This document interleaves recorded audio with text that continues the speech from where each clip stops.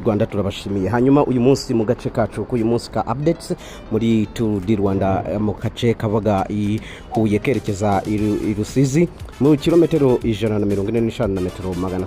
Umuhorandi witwa Jürgen Zommermann ukinira ikipe ya Picnic Post NL niwe wegukanye aka gace aho yasize abandi bari bamukurikiye. Uyu rero umuhorandi yaje kabisa yaje kwataka ewana abasiga cyane abasiga ariko abafana bakomeje kubona benshi cyane ku mihanda. Turashimira rero abafana bakomeje kuba hafi y'imihanda ndetse no kuza gufana, ni iby'agaciro cyane kuko bino byerekana ishusho y'u Rwanda.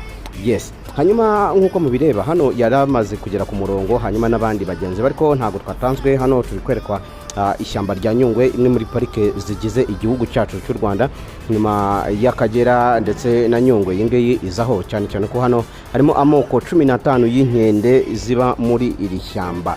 Nkuko mubibona rero hari byinshi bigenda bibamo, harimo uducurama.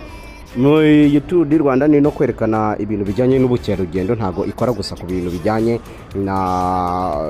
no kwirukanka cyangwa se kwirukanka kwa magare, ahubwo tugomba no kwerekana uburyo igihugu cyacu giteye neza. Hano rero no wari wagerageje kuyobora isiganwa igihe kirekire, ariko byaje kurangira uyu muhorandi Jürgen Zommermann amukuyemo kabisa, amushyira ibishanga aramwegeka ku ruhande kabisa. Ubwo rero mukomeze mukurikire mukore subscribe kuri KGD TV Rwanda, tuzajya tukubaha byinshi kuri updates. KGD TV Rwanda turi